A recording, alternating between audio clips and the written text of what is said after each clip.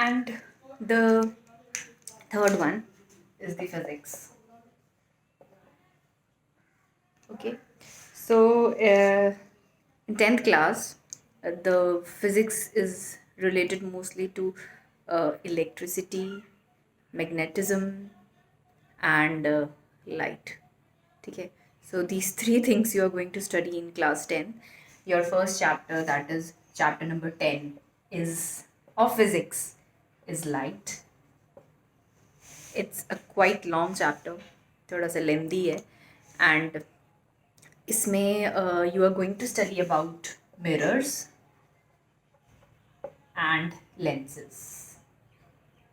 ठीक है, इस चैप्टर में आपको जो लाइट चैप्टर है मोस्टली इससे आपको आते हैं रे डायग्राम्स.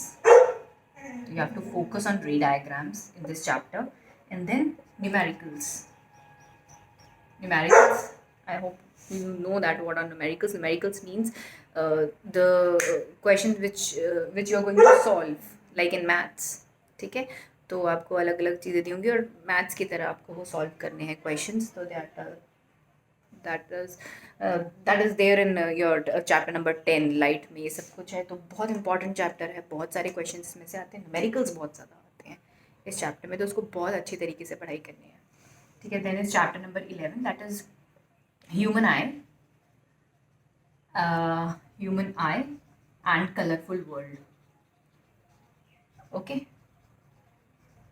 तो ह्यूमन आई में obviously you are going to study about human eye का स्ट्रक्चर, ह्यूमन आई स्ट्रक्चर.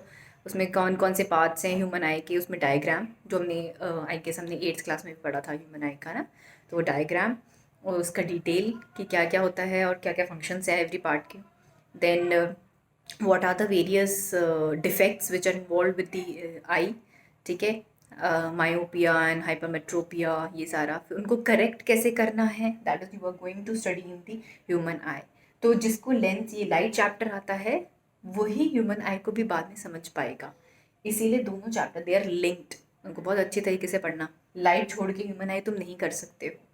ठीक है, वेरी इंपॉर्टेंट. तो इसमें भी न्यूमेरिकल्स भी आते हैं, डिफेक्ट्स के ऊपर बहुत सारे क्वेश्चन आते हैं, ह्यूमन आई का स्ट्रक्चर बहुत बड़ी. इस बारी जो ये वाला सेशन है, जो भी प्रीवियस ईयर 10th जो थी उनको ह्यूमन आई कट गया था, they were lucky enough, but आपको ये आएगा. ठीक है, then is the colourful world. Colourful world में है कि आपको you are going to study various phenomenas like how rainbow is formed.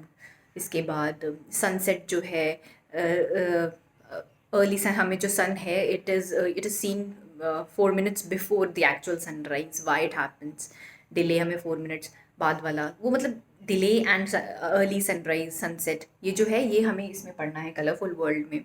Twinkling क्यों होती है स्टार्स की, प्लैनेट को क्यों नहीं ट्विंकल करते हैं, तो you are going to study that. These are the natural phenomenas which are going to be studied in this colourful world. ठीक है, क्यों जो सन है, जो सनसेट और सनराइज के टाइम पे जो सनलाइट आती है that is reddish in colour, जब नून होता है तो वाइट इज़ वाइट ओनली. तो ये सारी चीज़ें बहुत इंटरेस्टिंग सी चीज़ें हम इस चैप्टर में पढ़ने वाले हो, colourful world. Okay, the next one is chapter number 12. Chapter number 12 is electricity. Electricity क्या है, कैसे होती है, कैसे फ्लो करती है. ठीक है, इसमें भी this is also one of the most important chapter. Light के बाद इलेक्ट्रिसिटी बहुत इंपॉर्टेंट चैप्टर है. इसमें भी न्यूमेरिकल्स आते हैं. इसमें से न्यूमेरिकल्स थोड़े कम ही आते हैं इस वाले में से, पर आ सकते हैं आप, क्योंकि ह्यूमन आई आ रहा है तो आ सकते हैं. ठीक है, न्यूमेरिकल्स इलेक्ट्रिसिटी में से न्यूमेरिकल्स आएंगे एंड बहुत सारी एक्टिविटीज़ भी हैं इसमें. It is also one of the most important chapters में से भी न्यूमेरिकल्स काफ़ी आते हैं. ठीक है, इलेक्ट्रिक सर्किट्स के बारे में पढ़ने वाले हो, पैरेलल सीरीज कैसे जॉइन होते हैं. ठीक है, ये सब कुछ आप इलेक्ट्रिसिटी पढ़ोगे. Then is the magnetism, magnetic effect of electric current.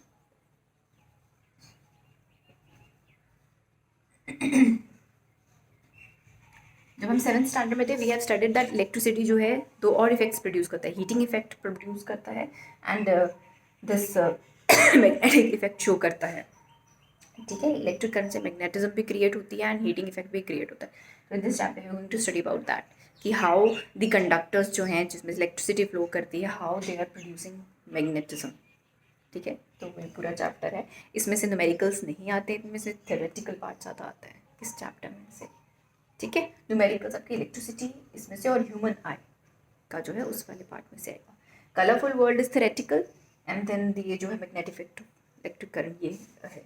इसके बाद एक और one more chapter is there, chapter number 14, that is sources of energy. ठीक है, एनर्जी के क्या क्या सोर्सेज होते हैं, सोलर एनर्जी, न्यूक्लियर एनर्जी, ये सब, विंड एनर्जी, ये सारी जो चीज़ें आप एसएसटी में पढ़ते हो, सोशल स्टडीज़ में थोड़ा सा पढ़ते हो, तो उसमें से उससे रिलेटेड ही वैसा है source of energy. It is easy chapter, it is also theoretical chapter. तो chapter number 14 is source of energy. ठीक है, तो 1 2 3 4 5 chapters are there in your physics. Physics में जो आपको थोड़ा डिफिकल्ट लग सकते हैं वो ये दो लग सकते हैं, इलेक्ट्रिसिटी एंड लाइट, थोड़ा सा। ठीक है, पर इसमें भी घबराने की बात नहीं है, ध्यान से थोड़ा थोड़ा रोज़ पढ़ोगे तो you will be able to understand it fully.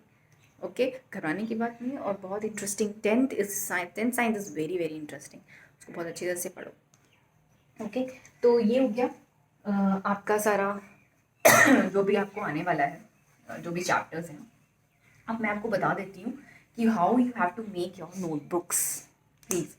ठीक है, सबसे पहले मैं चीज़ ये बता देती हूँ। सो नोटबुक आपके मैंने पहले ही बता दिया है, there would be 3 notebooks bio की, separate notebook for bio, separate notebook for physics and chemistry. So सबसे पहले ऑन द फर्स्ट पेज, ठीक है, सबसे पहला जो पेज होगा, you have to make index. सबका ऐसे ही होना चाहिए। इंडेक्स में first would be serial number, ठीक है, या फिर इसको आप हाँ सीरियल नंबर करोगे। देन इज चैप्टर नेम, ठीक है, उसके बाद you have to mark the page number also. उसके बाद आप करोगे पेज नंबर कि मतलब यहाँ पर सिंपल लिखना चैप्टर नंबर 1 जो भी उसका नाम है, ठीक है, first chapter name, chapter number 1 that is chemical reactions and equation. फिर वो कितने पेजेस में आया उसको एंड में लिखोगे, जैसे फर्स्ट से लेके हम लोगों ने 10 पेजेस लगे, तो फर्स्ट टू 10, और यहाँ पर अपने टीचर के सिग्नेचर्स।